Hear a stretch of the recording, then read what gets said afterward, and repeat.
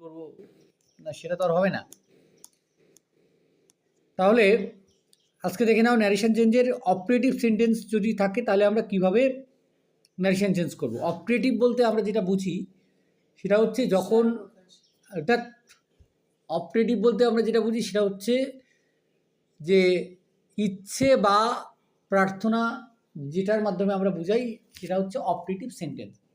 আমরা কোনো কিছু উইশ করছি বা আমরা কোনো কিছু প্রার্থনা করছি। যেমন আমি বললাম যে ঈশ্বর তোমার মঙ্গল করুন, প্রার্থনা করছি, এটা প্রার্থনা। হ্যাঁ,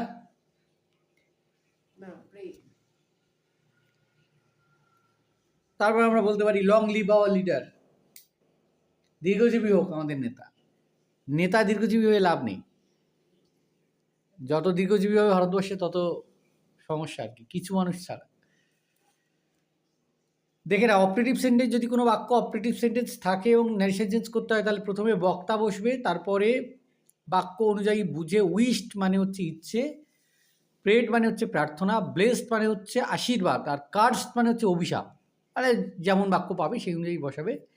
তারপরে দ্যাট যোগ করবে, তারপরে সাবজেক্ট থাকবে, তারপরে যদি সাহায্যকারী ক্রিয়া থাকে তাহলে সাহায্যকারী ক্রিয়া বসছে, প্রধান ভাব বসবে, অবজেক্ট বসবে, আদার্স বসবে।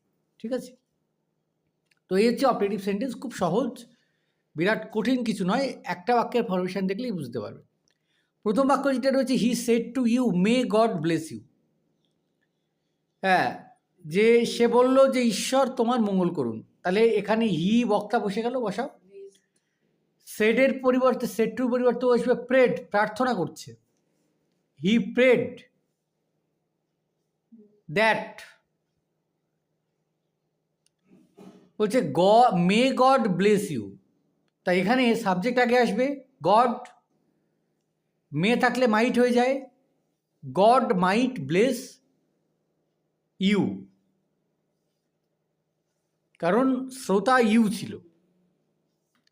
2 নম্বর দেখো, they said long live our leader, তাহলে দে এটা উইশ করছে আর কি, দে উইশড দ্যাট। এখানে সাবজেক্ট হবে আওয়ার লিডার, আওয়ার লিডার হলে their leader, that their leader might live long,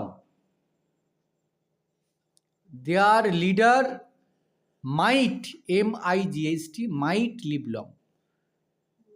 তো বেশিরভাগ ক্ষেত্রে মোডাল মাইট কিন্তু ইউজ হবে।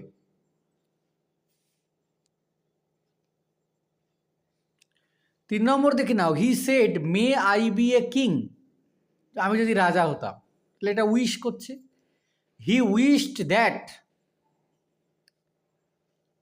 আইটা হিকে বোঝাচ্ছে, তাহলে আইয়ের পরিবর্তে হি বসবে। মাইট বি এ কিং, যদি আমি রাজা হতাম। নম্বর 4, the guest said good bye friend. এখন আমি কি বলেছি, good bye, good morning, good night, এগুলো যা গুড ইভিনিং যা হবে এটাকে আমরা সম্বোধন বলে বুঝি, তাই BADE বেড শব্দটা ইউজ করতে হবে বক্তার পর।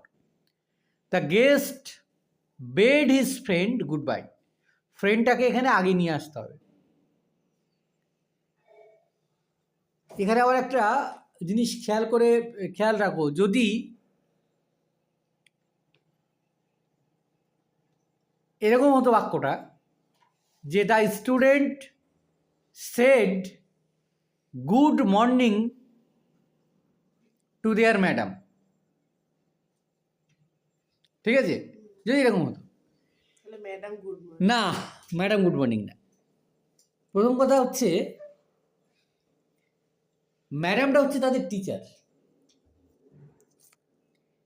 আর এখানে আমরা এইখানে যেমন আমরা বসাচ্ছি যেটা, যে the guest bade his friend, the student bed his madam, তাহলে টিচারটা কোথায় যাবে?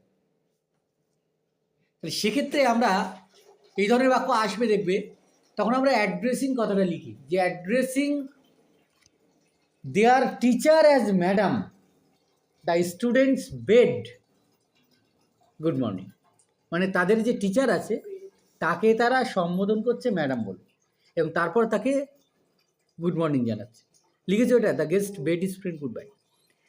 5 নম্বর দেখো, the monk said may mother Teresa's soul rest in peace, বলো এটা। The monk wished প্রেড প্রার্থনা করছে, prayed that that mother Teresa's soul might rest in peace. তাহলে এখানে বেশিরভাগ ক্ষেত্রে মাইট মোডালটা ইউজ হবে সাবজেক্টের পর। Mother Teresa হ্যাঁ হ্যাঁ হ্যাঁ, সোল আত্মা, যে মাদার টেরেসার আত্মা শান্তি পাক। কেউ মারা গেলে আমরা আত্মার শান্তি কামনা করি, ঠিক আছে। দেখে নিয়েছো, বিরাট কঠিন কিছু নয়। বক্তার পরে ওই উইস্ট বা প্রেড বসিয়ে শ্রোতা যদি থাকে, আর তারপরে হচ্ছে সাবজেক্ট, তারপরে মাইট, কারণ এখানে বেশিরভাগ ক্ষেত্রে, সব ক্ষেত্রে মে শব্দটা ইউজ করা হয় বেশিরভাগ। আর ওই মানে সম্বোধন করা হচ্ছে গুড মর্নিং, গুড বাই, এগুলো বাদ দিয়ে। আর তারপরে সাবজেক্টের পরে মাইট, আর বাকি যেমন আছে তেমন বসিয়ে দিতে হবে। এবার বাক্যে যদি মোডাল থাকে, মোডাল বসালে কী হয়, ভার্বের প্রেজেন্ট ফর্ম বসে। তার মানে ভার্বের চেঞ্জও তোমাকে করতে হচ্ছে না। বুঝতে পেরেছো কিনা?